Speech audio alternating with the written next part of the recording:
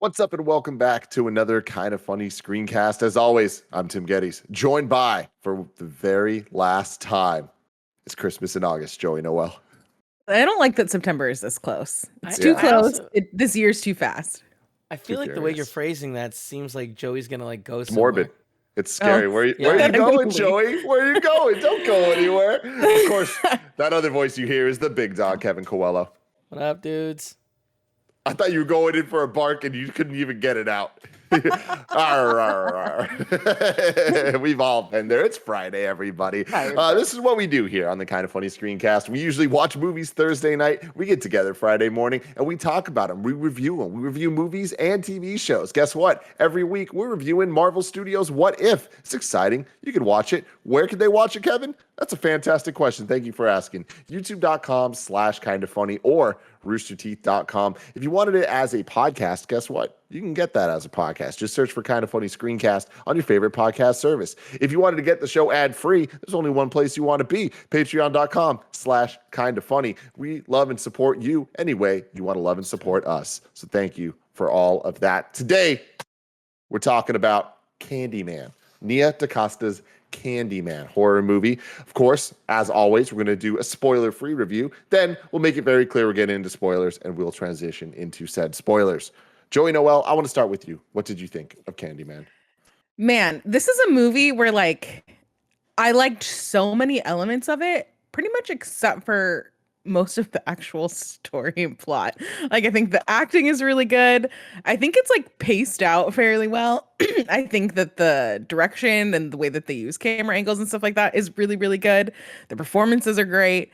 But there's something about the story that didn't quite click with me. I will say that none of us have seen the original Candyman, correct? Good point. No, I have not. So that is, I feel also a factor maybe in not really loving parts of the story. I feel there's definitely things I'm missing, not having that background. But yeah, I was talking with Kevin on our way home last night of I need to figure out a new category of movie of I am somewhere in the middle on it, but it's a fun movie to talk about. So that means that I like it. It ranks higher because it's a fun movie to theorize and go back and debate on, which is kind of I think this is a better movie than Old, obviously, but I put Old in a similar ranking thing of that was not great, but it was fun to talk about, so I had a better time with it. Evan? The movie has a bunch of issues. I think the story, I think the message is the biggest problem where it seems I feel like the movie could have been really strong and they make certain decisions that really, really weaken the story, and it's kind of a bummer. But like Joey was saying, a lot of aspects of it are good to enjoyable. Like the acting is good for a lot of people. There are some people that really stand out as not great, and it's whoa. It's weird that they went with that direction on these characters. But I mean, overall, I enjoyed it more than several movies I've gone to see in the theaters. I think that it does a good job building tension and making you feel uncomfortable. It is a little bit more of a gore fest than I thought it was going to be. But Yeah. that actually might be my fault. I don't know. Again, I haven't seen the previous one, so maybe that's in line with that. And yeah, but I mean, overall, it's right on the middle of my scale where it's I don't know that I would recommend you go to see it in theaters. When it comes to Netflix, I'd say check it out and see what it does for you. Yeah, like we said, none of us have seen the first one, but when we were little, Kevin's mom saw it and scared the hell out of us by telling us the entire plot. And she would, anytime we were in front of a mirror, she would always try to get me and Kev to do it, and we wouldn't do it. Fuck that noise. Get the hell out of here. Every time they did in the movie, I was I don't understand. I don't understand why, even if it's not real, why would you bring that? Why would you bring that? Don't bring that energy to this thing. Yeah, this movie for me it's my biggest disappointment for a movie I've seen in the theaters since we've returned to theaters. And I think it's just because there was an expectation that I had for this type of movie. I think we're in a new era of horror movies, and especially horror movies with a purpose that aren't just to scare you. And think we've seen so many major successes that I think the standard's been raised for this type of commentary mixed with horror, because those things blend so well together, especially when you got Jordan Peele working on the film in any capacity. But when you look at things like Get Out, that is like, to call it even a modern classic, I think is underselling how important that movie is. And then even Us, which I didn't like as much, but it still had a lot of that high quality bar and a lot of the commentary mixed with horror in this like really cool, unique way. And then there's the other side of things with The Invisible Man last year that I think did a perfect job of kind of contemporizing an old, well-worn horror movie and kind of flipping it on its head, making it a little bit more relevant with some social commentary about the state of the world right now. And I think that this movie tried to do that, and it just kind of failed on both fronts of really having substantial commentary that either we haven't heard before or explained in an interesting way, and also with the horror factor of it really relied on gore more than anything else, and the gore didn't really like push the boundaries or do anything that I think too interesting. There was a couple kills that I was like, okay, cool, that made me go ooh, but I'm looking for more of that for one of these type of movies that like is semi a slasher, but we don't get it. And like I'd say more often than not, a lot of the kills I was kind of like rolling my eyes at, or like just not into the vibe of it. But I agree with both you guys, where there's so many elements of this movie that work so well, and that's kind of what disappoints me the most, that it doesn't work as a whole, because the core cast is fantastic.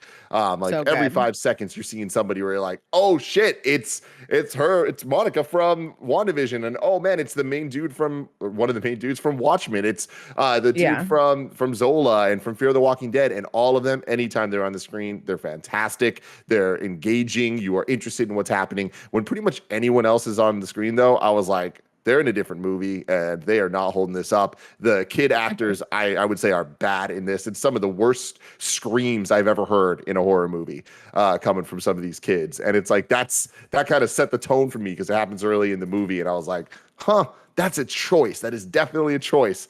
But anyways, on the Kevin scale, this is one that I definitely would not recommend going to theaters for, and I don't even think that it's a must watch when it comes to Netflix. But you're not going to be mad if you watch it. It's not bad. There's nothing about this movie that is bad. It's just the most 5 out of 10 movie I think I've seen in a very, very long time, and it just sucks because I wanted this to be an 8 or a 9 so badly. Any thoughts before we move on to spoiler stuff? No, I have lots of spoilery thoughts. All right, everybody, strap in. It's spoiler time. Joey, spoil me away. Well, I don't know if this is a spoiler, but the way that they do the like stop motion, I don't know what you call that, like animation style Shadow for telling. puppets. Yeah. The way that they use that for telling all of like the stories from essentially anything that did like all the exposition, super, super fucking dope. Like one of my favorite parts of the movie. And I think it does a really good way of like explaining things for us like that haven't seen the original, but doing it in like a really creative way that isn't just like, here's a character telling you a story. It's like really visually engaging. And I fucking love that. I feel like if it wasn't for the end of the movie, I feel like I probably would have liked it better. The whole, like pretty much anything after like the main character comes into that like dark room and stuff like that, and the interaction with the cops happen. Like I feel like that's kind of where it mostly falls apart for me, because it's like, is he the Candyman? Because he's coming in like essentially kind of trying to save her, it seems like, and then then he dies, and then they summon him, and then he doesn't kill her, but then she watches him kill another. It's just like, this is where it kind of gets messy, and it's not as, I feel like that's kind of where it falls apart for me, but I don't know about you guys. No, I mean, I think for me it fell apart earlier, but that totally reinforces what fell apart. For me, the movie falls apart when we are introduced to a high school student that is at the art show that does the summoning, which I think is a cool way to like phrase what. Very fucking cool. Yeah. Such a cool element. And she gets all her friends to do it, even though she had already done it. She gets all her friends to do it in the bathroom. And Candyman. She didn't do it. I don't think she did it all 5 times though. Really? I thought she did it in front of the mirror when we first introduced to that like exhibit. I think she just had the sheet of paper that explained it. I don't Yeah, I don't remember think she her said anything. saying it. She just Okay. looked at it and it said Candyman, Candyman, Candyman, Candyman, Candyman, and Got then it, she got like it. kind of looked at the mirror and then like, That's enough. Lauren, don't look. Or there's no not mirror. Lauren. There's no Don't mirror. look at your Camera's camera. okay. Yeah, Camera's a okay. reflection is good enough, though. Remember? Fuck. No, but so yeah, in that moment, her and all her friends do it, and he comes and murders everyone in the high school. And I just felt like up until that I moment, don't know it if was it's everyone in the high school. I'm sorry, you're right. I misspoke totally. He murders like everyone. Maybe 4 out of 5 people in the bathroom. The 5th girl wasn't involved. But up until that moment, it wasn't clear whether this was like a phenomena or the main character was like slipping and like going and causing and killing all these people, because they were all people that had like offended him. So like I felt like that was such a strong thing, especially to tie it with the character they introduced that was the reporter that was trying to do research, where it kind of seemed like she had gone through this process as well. But then it's later revealed she didn't go through this process. She just went crazy and was hiding from Candyman because he had caused all the killings that were Wait, the reporter or the art critic? the reporter. Gotcha. Yeah. Got it. I mean, the art critic getting killed fit very good into the narrative of, oh, he's losing his mind, and it's driving him crazy. And I like when and I had a similar critique with The Invisible Man, where it was like, I think it's stronger. It could have been a stronger movie had it been more a psychological thing of like, is this dude losing his mind, or like when it's like, oh no, there's this ghost that floats and kills people. That like, I think that kind of takes a little bit of the like realism out, and it makes it less suspenseful. You know what I mean? Where it's like, because our protagonist, like being the threat, like that's someone that could die, and if he dies, the story then continues to live on. So I feel like the message gets muddled when it's like, no, he's this supernatural killer that is. It sounds like he's motivated by hate, and it's weird that he doesn't kill his girlfriend at the end, even though at that point he's like fully the Candyman. Yeah, I agree. And like, I guess I am like a little bit confused about the rules. So like, I'd be really interested in the comments of seeing the original one answers that of like, yeah, like what, because like the art critic never said Candyman, right? Or we assume that she said it in the bathroom off camera. Yeah, Is that the that's deal? He must have, right? Yeah. Yeah. But Which see, like it's weird that they don't show that, and then at the end it's weird that the girlfriend says it into the thing, but she doesn't get killed, but all the other cops do. So it's like, I think the rules are a little fast and loose. Yeah. Not to mention, then we never really, I guess we just assume that the girl in the bathroom doesn't die, but it's weird that she's even a part of like I don't know exactly what the commentary with having her there is. And that's my thing is, and I can't wait to see someone in the comments like correct me and like let me know why I'm wrong about this. But this movie felt like it had something to say, but it didn't know how to say it. And so instead of saying something, it just used the word gentrification a couple times. And it's like, okay, but what about it though? What are you doing with that? And I feel like the movie didn't back that up, because it did in some ways, but it was like in ways that are like very kind of like the surface level. But then it's like when you watch to the end of the movie, I feel like so many elements of it, like the kids in the high school, like that seems weird. Like from a lot of perspectives, it just doesn't work for me. And then especially backed up against the scenes we're talking about with the critic, and then at the end with the cops, it just there feels like there's some. They are playing fast and loose with the not just the rules, but kind of the story that they're trying to tell, and the way they're trying to make us feel about the protagonist that we have. Well, and the weirder part about the scene with the girls in the bathroom at the school is that like we don't actually see any of them die. You see you see so little of like, you don't see any actual kills, I guess is what I'm getting at. You see like a lot of context of like blood dripping and girls crawling and stuff like that. But as far as I remember, you don't actually see him kill anybody in that scene. No, yeah, it's just the aftermath or like and that is a weird take, because it's like, because that scene makes it feel like it's really trying to be a slasher film. And but then they don't focus on the slasher part, right? Yeah. Well, and even like, what's the point of that scene? And with the art critic too, like you see that scene is so cool with him in the mirror and like the transformation, I guess is what you call it. And then, but the kill of the actual art critic is so small because you're panning out that like I feel like could be very easy to miss if you're like, especially if you're not watching it in a theater and you're like at home and stuff like that. Like, I don't feel like it was super obvious. I don't know. That was the one kill Just that I was shouting out in the spoiler free part that I didn't want to spoil yet. But I loved that. I loved seeing I like the that little too.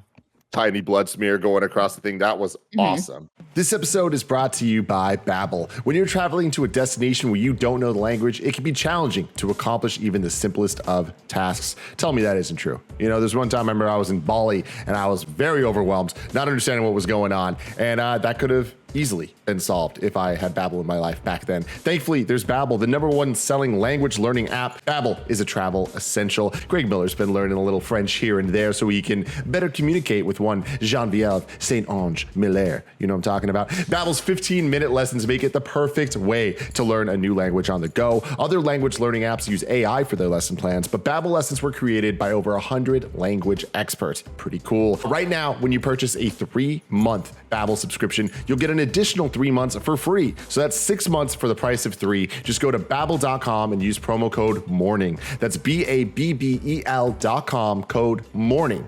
Babbel, language for life. Next up, shout out to HelloFresh. With HelloFresh, you get fresh, pre-measured ingredients and mouth-watering seasonal recipes delivered right to your door. Skip trips to the grocery store and count on HelloFresh to make home cooking easy, fun, and affordable. That's why it's America's #1 meal kit. Fall is busy, but HelloFresh recipes save time you'd otherwise spend meal planning, shopping, and shopping, so you can get back to what matters. HelloFresh's family-friendly menu is a big win for back-to-school season with easy, delicious recipes for drama-free dinners.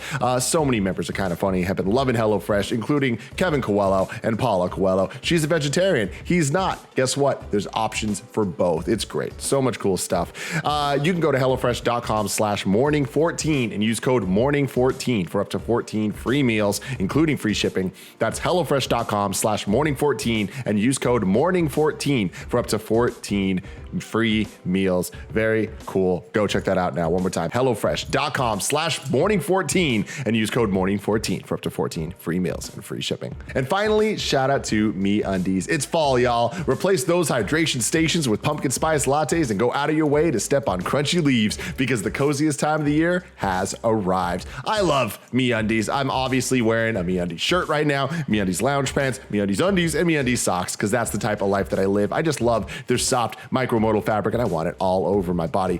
MeUndies, can you make some bomber jackets? Please. I want them very, very bad. Imagine the softest thing you've ever felt. Now imagine that's the thing on your butt. That is MeUndies. They're designed by the country's top softness scientists to be the softest thing you've ever worn, period. It's so true. I can attest. To get 50% off your first order, free shipping, and 100% satisfaction guarantee, go to MeUndies.com/morning. That's MeUndies.com/morning to get 15% off and free shipping for first-time purchasers. And if you're not satisfied with any product for any reason, they'll refund or exchange it. No caveats, no questions. MeUndies.com/morning. One more time, MeUndies.com/morning. But yeah, it was weird because at that moment, they're still kind of trying to make us believe that they're fucking with the audience of like, it's not some invisible guy throwing him around. It is the dude, you know, but it's just weird. And then the use of the mirrors with the bees, like where we see the bee, like when he does what Joey was just talking about, the transformation, but then later in the bathroom when the bee like goes in the mirror and the compact and like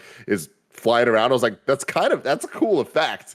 Yeah. But it's just a cool effect, you know, and I'm kind of like, all right, what does it mean? Yeah, that's some symbolism I feel like we're probably missing from the first movie. Yeah, so I don't know. This is one that I feel like the more I talk about, and maybe if I go buzzing outside, and I was like, oh hell no. You said it, Tim. You said it. Oh no. It's some construction. It's construction. I'm sure that's Joey. What all these people thought too. I'm sure they thought it was construction. I see this being a movie that like the more that I talk about it, the more that I look into it, like I feel like I might have my mind changed on it. Like I feel like I want it to be, I want to like it and I want to understand what I'm missing from it. Because I feel like I do see people being kind of split on this. So I'm excited to go around and like read some stuff and explain the things to me. But yeah, I'm very excited for what this means for MCU stuff in the future of like, I really like the style of it. And that means we get more Nia DaCosta for the Marvels. So I'm stoked on that. Exactly. Yeah. With Tiana Paris too. which is awesome. That's right. Oh yeah, I guess it's right. Mm-hmm, mm-hmm. A Yeah, fun and little again, reunion. I can't overstate how awesome the main cast was, and like they felt so natural, and like anytime there was a different combination of them together, like even the brother Yeah. of Tiana Paris, I thought was like a super fun character that we don't see much in movies, especially in horror movies, and I thought they played it in a really interesting way that It's got one of the me best lines in the engaged. movie. Oh yeah, yeah. I know. Okay, so we're in full spoilers here, but Tiana Paris opening the door to the downstairs, like see the stairs, be like, nah, and like close the door. Nope. Yeah. Nope. Awesome. So Awesome. good. Like that shit, that is so damn good. I wanted more of that Yeah. though. Like I want Yeah. more like subverting shit and kind of just like the consistency Self-aware. of doing something that feels a little bit more fresh and new. And yeah, just at the end of the day, for me, this kind of just felt like well-worn territory of the commentary horror that we've been doing the last couple of years to extremely high quality effect. So Do you think that if you hadn't have just watched Scream, which does all of that so well, you would have different views of this? no, Like, I wasn't even okay. thinking of Scream at all. I mean, but to that, like I think to call this a slasher is not entirely accurate. But then the problem is It is like a I weird don't- middle ground. Yeah. and just real quick with that, I feel like when you kind of look at this through just the horror lens, like take the commentary stuff out of it, I don't really think it nailed any of the different types of horror genres. Like I thought this movie lacked tension to a large degree, like Kev was saying that he felt some. I didn't, because so often it was like we were being left in the dark about what was happening. So instead of feeling tense, it was more feeling like interested. I'm like, okay, what are they going to reveal? Like what is about to happen? And instead of like, fuck, what's going to happen? You know? Yeah, I feel I usually am the one that's the most stressed out in these kinds of movies. I'm like covering my eyes and all this stuff. And I feel like I only did that at the end when they're in the dark tunnel when she's trying to leave the church. And like the screen is literally black and like you just get flashes of light from her flashlight. I feel like that was the only part that I was really like stressed out during. So yeah, I kind of agree with Tim that I was expecting it to be way scarier than it ended up being. Me too. Which like I'm fine with. I really dug all of the scenes where the Anthony McCoy, the protagonist guy, is like looking into mirrors, and we're seeing like either him start to transform or like the Candyman quietly in the background, like peeking around something. Out. Those freak me out, and like I thought they were like certainly the one scene where he's leaving the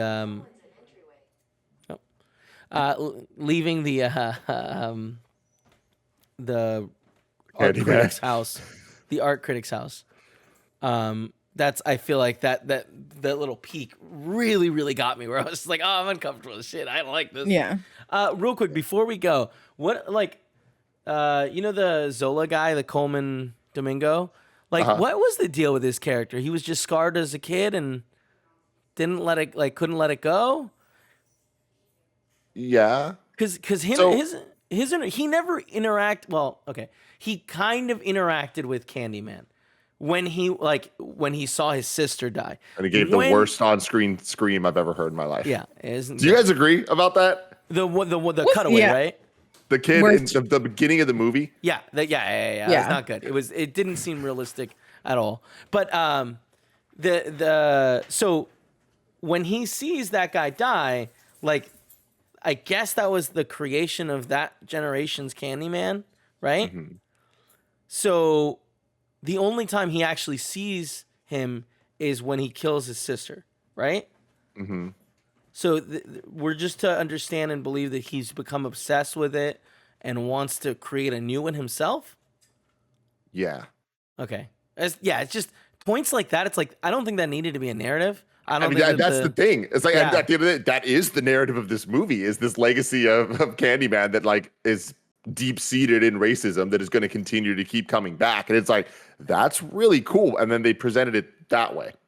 It's like there's just some dissonance there where I'm just like, oh man, like the setup, like that sounds awesome. But then the way they played it, especially the way they did the flashbacks and stuff, it was a little confusing as a definitely. I actually didn't framing realize of it all. I didn't realize it was a flashback until afterwards. Someone was like, "No, that was the kid," and I was like, "Oh." I thought that was just another random scene. Yeah, because like little of the space was shown that it didn't like the houses didn't like look super old. I mean, I agree. It was Not weird. to mention that house looked exactly like the main character's mom's house. So like I feel like the stylization of like showing different time periods was like a little bit weird. Also it's weird that like we had that one scene of like the main girl, man, I'm bad with character names. But Brianna like Paris. her going back, yeah, her going back with like dealing with like her dad's death seemed like a plot point that Also didn't really seemed- need to be yeah. there. Red herrings, man. Like the way Yeah. they set it up, where it's like, okay, he has some issues with his mom, and she has some issues with her dad. It was like, okay, what are these gonna be? And like the dad situation, that was just like, all right, whatever. And then even the mom situation, like, what a twist for twist's sake. Like, oh man, you were actually born at this hospital. First off, hospitals would never have that type of record sanity like that. Have you been to a hospital recently? But second off, like, jokes aside, like, did that add much to this? Yeah, I don't feel like they yeah, I were don't- twisty enough to make them be like, "Ooh, I see what they were doing there." It feels like a little bit like half-hearted. Well, it's also Yeah. weird. I don't feel like they set it up where the Candyman he like abducted this kid and kept him for a couple days because he wanted to kill him. Right? Where the Candyman like motivation for me is confusing of like Yeah. of who gets killed versus who doesn't. Also, the casting of Vanessa Williams for the mom was, I feel like she looked way too young for the role. I understand she's 58, but like the makeup was really good. And for a moment, I was like, who is this? And then in the background of her house, there's a hallway where it said mother. And I was like, all right, sure. Yeah, sure. I saw that too. I did not know who Vanessa Williams is. So Well, looking she's into in the this first now, Candyman she was in the first and fourth films of the Candyman series. as the mom. Yeah. Well, that's cool Interesting. then. See, that makes sense. Maybe less makeup. I don't know. Because she looked younger than him, right? No, she really did. Okay. She looked fantastic. Like, Yeah. and like, good for her. It just was another weird thing where like there was too many elements happening around that moment, especially with the flashback was like right around this part too. That like we're trying to keep track of everything, and not that it's overly complicated, but not that it's that complex. It's just complicated here, where it's like, okay. Well, but this does make me really want to watch. I guess First one? 1 through 4. Yeah. Do I have- I'm I think I want to watch the first one. This was the I fourth. feel like I Okay, feel 1 like through 2 and 3 then. 3 I don't feel like I hear about and seem like maybe they would have been in the era of like straight to DVD-ish kind of sequels. But I am interested enough in all of like I want to figure out the puzzle pieces that I'm missing enough to watch the first one maybe this weekend. Hold on, let me read you guys the plots. Candyman 1 in 1992. The first film in this series is a 92 slasher film, so they're calling it slasher, serving as a loose adaptation of the Clive Barker 1985 short story The Forbidden. Candyman 2 was Candyman Farewell to the Flesh in 1995. Farewell to the Flesh is the second film in the series. The film follows the story of a school teacher who comes to learn about her family's past after losing her father due to his obsession with the Candyman. She denies his existence after hearing her students talk about him and learning that one of her students was obsessed with him. She spoke his name to prove he does not exist, but later finds out he does. Then the third one is Candyman Day of the Dead in 99. Way later than I would have expected. Day of the Dead, the story continues with the teacher's daughter, who's now an adult. She denies Candyman's existence by protecting her family's bloodline as her business partner. There's a theme here. Miguel uses the story of her great great grandfather, who's the Candyman, in his art exhibit for profit. Caroline soon learns why her mother tries to destroy the myth of Candyman, but is caught between his web of deceptive murders, framing her in order for her to submit to become immortal as family with him in death. So this is it feels like a mix of elements of all three Few of those. different things, yeah. Yeah. Interesting. That's kind of interesting. Yeah. Well, if you guys go watch Candyman, let us know in the comments below what you think about this. Until next time, I love you all. And Joey, we'll see you in September.